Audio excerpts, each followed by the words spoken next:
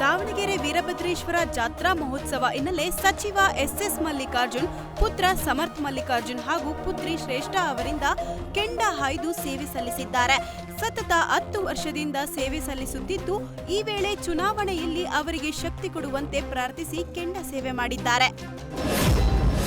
ದಳಪತಿ ವಿಜಯ್ ನಟನೆಯ ಜನನಾಯಕನ್ ಸಿನಿಮಾಗೆ ಕೊನೆಗೂ ಬಿಡುಗಡೆ ಭಾಗ್ಯ ಸಿಗೋ ಸೂಚನೆ ಸಿಕ್ಕಿದೆ. ಚುನಾವಣೆಯ ಕಾರಣದಿಂದ ಸಿನಿಮಾಗೆ ಒಂದಲ್ಲ ಒಂದು ಅಡೆತಡೆಗಳು ಎದುರಾಗುತ್ತಿತ್ತು. ಇದೀಗ ಚುನಾವಣೆಯು ಹತ್ತಿರ ಇರೋದ್ರಿಂದ ಚುನಾವಣೆ ಮುಗಿಯುತ್ತಿದ್ದಂತೆ ಸಿನಿಮಾ ಬಿಡುಗಡೆ ಮಾಡಲು ಚಿತ್ರತಂಡ ಸಿದ್ಧತೆ ನಡೆಸಿದೆ. ಮೂಲಗಳ ಪ್ರಕಾರ ಏಪ್ರಿಲ್ 24ರಂದು ಸಿನಿಮಾ ಬಿಡುಗಡೆ ಆಗುವುದು ಬಹುತೇಕ ಖಚಿತ ಎನ್ನಲಾಗ್ತಿದೆ. ಸಿಂಪಲ್ ಸ್ಟಾರ್ ರಕ್ಷಿತ್ ಶೆಟ್ಟಿ ಮತ್ತು ಅವರ ನಿರ್ಮಾಣ ಸಂಸ್ಥೆ ಪರಮ್ವಾ ಸ್ಟುಡಿಯೋಸ್ಗೆ ದೆಹಲಿ ಹೈಕೋರ್ಟ್ ಭಾರೀ ದಂಡ ವಿಧಿಸಿದೆ. ರಕ್ಷಿತ್ ಶೆಟ್ಟಿ ಮತ್ತು ನಿರ್ಮಾಣದ ಬ್ಯಾಚುಲರ್ಸ್ ಪಾರ್ಟಿ ಚಿತ್ರದಲ್ಲಿ ಅನುಮತಿ ಇಲ್ಲದೆ 2 ಹಾಡುಗಳನ್ನು ಬಳಸಿಕೊಂಡಿದ್ದಕ್ಕೆ ನ್ಯಾಯಾಲಯ ಒಟ್ಟು 25 ಲಕ್ಷ ರೂಪಾಯಿ ಪಾವತಿಸುವಂತೆ ಆದೇಶಿಸಿದೆ.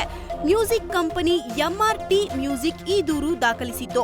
2020ರ ಹಕ್ಕುಸ್ವಾಮ್ಯ ಒಪ್ಪಂದದ ಪ್ರಕಾರ ನ್ಯಾಯ ಎಲ್ಲಿದೆ ಮತ್ತು ಒಮ್ಮೆ ನಿನ್ನನ್ನು ಎಂಬ 2 ಹಾಡುಗಳನ್ನು ಮಾಲೀಕತ್ವ ತಮ್ಮದಾಗಿದೆ ಎಂದು ಸಂಸ್ಥೆ ವಾದಿಸಿತು. ಇನ್ನು ಬೆಂಗಳೂರಿನ ಐತಿಹಾಸಿಕ ಕರಗ ಮಹೋತ್ಸವಕ್ಕೆ ಸರ್ಕಾರದಿಂದಲೂ ಸಕಲ ಸಿದ್ಧತೆ ಮಾಡಿಕೊಳ್ಳಲಾಗಿದೆ. ಮುಜರಾಯಿ ಇಲಾಖೆ ಹಾಗೂ ಜಿಬಿಎ ಸಹಭಾಗಿತ್ವದಲ್ಲಿ ಈ ಬಾರಿಯೂ ಕರಗ ಉತ್ಸವ ನಡೆಯಲಿದೆ. ಕರಗಕ್ಕೆ ಜಿಬಿಎ ಕಡೆಯಿಂದ 1 ಕೋಟಿ ಅನುದಾನ ಬಿಡುಗಡೆ ಮಾಡಲಾಗಿದೆ. ಅಲ್ಲದೆ ಮುಜರಾಯಿ ಇಲಾಖೆಯಿಂದ ಸುಮಾರು 80ರಿಂದ 90 ಲಕ್ಷ ಖರ್ಚಾಗುವ ಅಂದಾಜಿಸಲಾಗಿದೆ. ದೀಪಾಲಂಕಾರ, ಗುಂಡಿ ಮುಚ್ಚೋದು, ಕಸ ಸಂಗ್ರಹಣೆ, ಪಾರ್ಕಿಂಗ್ ವ್ಯವಸ್ಥೆ, ದೇಗುಲದ ಹೊರಭಾಗದಲ್ಲಿ ಬ್ಯಾರಿಕೇಡ್, ಕರಗ ಸಾಗುವ ಎಲ್ಲ ಸಿಸಿಟಿವಿ ಕಣ್ಗಾವಲು, ದೇಗುಲದ ಸುತ್ತ ಬಿಗಿ ಪೊಲೀಸ್ ಬಂದೋಬಸ್ತ್ ನಿಯೋಜಿಸಲಾಗಿದೆ.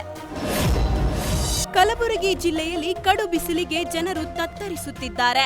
40.3 ಡಿಗ್ರಿ ಸೆಲ್ಸಿಯಸ್ ಉಷ್ಣಾಂಶ ದಾಖಲಾಗಿದ್ದು, ಈ ಖಡಕ್ ಬಿಸಿಲಿಗೆ ಹೆದರಿ ಜನರು ಮನೆಯಿಂದ ಹೊರಬರಲು ಹಿಂದೇಟು ಹಾಕುತ್ತಿದ್ದು, ಮಧ್ಯಾಹ್ನದ ವೇಳೆ ರಸ್ತೆಗಳು ಖಾಲಿ ಕಾಣ್ತಿವೆ.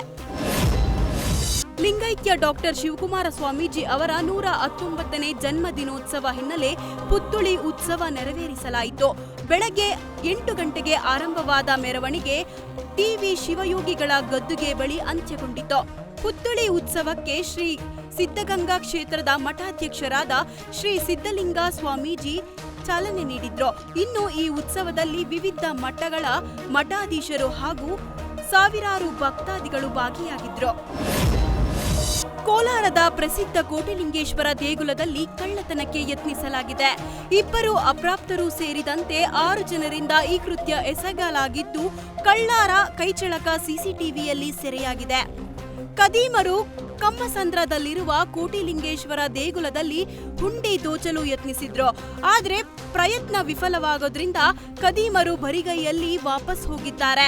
ಸದ್ಯ ಪ್ರಕರಣ ಸಂಬಂಧ ಬೇಮಲ್ ನಗರ ಪೊಲೀಸರು 4ರನ್ನು ವಶಕ್ಕೆ ಪಡೆದು ವಿಚಾರಣೆ ನಡೆಸುತ್ತಿದ್ದಾರೆ. ದಾವಣಗೆರೆ ದಕ್ಷಿಣ ಕ್ಷೇತ್ರದಲ್ಲಿ ಚುನಾವಣಾ ಪ್ರಚಾರ ಭರದಿಂದ ಸಾಗ್ತಿದೆ. ದಾವಣಗೆರೆ ಕಾಂಗ್ರೆಸ್ ಅಭ್ಯರ್ಥಿ ಸಮರ್ಥ ಗೆಲುವಿನ ಲಿಂಗಾಯತ ಸಮುದಾಯ ಸಾಥ್ ನೀಡಿದೆ. ಇತ್ತ ವಿಪಕ್ಷಗಳ ಕೆಲವು ಲಿಂಗಾಯತ ನಾಯಕರು ಕೂಡ ಪರೋಕ್ಷ ಬೆಂಬಲ ನೀಡುತ್ತಿದ್ದಾರೆ. ಕಾಂಗ್ರೆಸ್ನಲ್ಲಿರುವ ಎಲ್ಲ ನಾಯಕರು ಶಾಮನೂರು ಮೇಲಿನ ಗೌರವ, ಕೃತಜ್ಞತೆಯಿಂದ ಒಗ್ಗಟ್ಟಿನ ಮಂತ್ರ ಜಪಿಸುತ್ತಿದ್ದಾರೆ.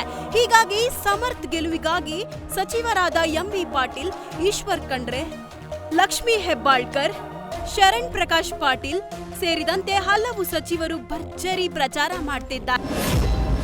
ಉಪಚುನಾವಣೆಯಲ್ಲಿ ಕಾಂಗ್ರೆಸ್ ಅಭ್ಯರ್ಥಿಗಳು ದೊಡ್ಡ ಅಂತರದಿಂದ ಗೆಲ್ತಾರೆ ಅಂತ ಸಿಎಂ ಸಿದ್ದರಾಮಯ್ಯ ಹೇಳಿದ್ದಾರೆ. ಶಾಮನೂರು ಶಿವಶಂಕರಪ್ಪನವರ ಜಾಗಕ್ಕೆ ಅವರ ಮೊಮ್ಮಗ ಸಮರ್ಥ ಅಭ್ಯರ್ಥಿಯಾಗಿ ಆಯ್ಕೆಯಾಗಿದ್ದಾರೆ.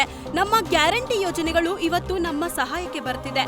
ಬಿಜೆಪಿಯವರು ಹೇಳ್ತಾರೆ ಗ್ಯಾರಂಟಿ ಯೋಜನೆಯಲ್ಲಿ ಭ್ರಷ್ಟಾಚಾರ ಆಗ್ತಿದೆ ಅಂತ. ಅವರ ತಟ್ಟೆಯಲ್ಲಿ ಹೆಗಣ ಬಿದ್ದಿದ್ರೆ ಅವರು ಬೇರೆಯವರ ತಟ್ಟೆಯಲ್ಲಿ ನೊಣ ಹೊಡಿತಾರೆ ಅಂತ ಬಿಜೆಪಿ ವಿರುದ್ಧ ಸಿಎಂ ಸಿದ್ದರಾಮಯ್ಯ ವಾಗ್ದಾಳಿ ನಡೆಸಿದ್ದಾರೆ. ಯುಪಿಐ ಬಳಸಿ ಬ್ಯಾಂಕ್ಗಳ ಎಟಿಎಂ ಹಣ ವಿತ್ಡ್ರಾ ಮಾಡಿಕೊಳ್ಳುತ್ತಿದ್ದವರಿಗೆ ಇನ್ನು ಮುಂದೆ ಶಾಕ್ ಆಗಲಿದ್ದಾರೆ. ಹೊಸ ಹಣಕಾಸು ವರ್ಷದಿಂದ ವಿವಿಧ ಬ್ಯಾಂಕುಗಳು ತಮ್ಮ ಎಟಿಎಂ ಟ್ರಾನ್ಸಾಕ್ಷನ್ ನಿಯಮಗಳಲ್ಲಿ ಬದಲಾವಣೆ ಮಾಡಿವೆ. ಎಚ್ಡಿಎಫ್ಸಿ ಬ್ಯಾಂಕ್ ಎಟಿಎಂಗಳಲ್ಲಿ ಯುಪಿಐ ಬಳಸಿ ಕ್ಯಾಶ್ ವಿತ್ಡ್ರಾ ಮಾಡಿದ್ರೆ ಅದನ್ನು ಒಂದು ಎಟಿಎಂ ಟ್ರಾನ್ಸಾಕ್ಷನ್ ಎಂದು ಪರಿಗಣಿಸಲಾಗುತ್ತದೆ.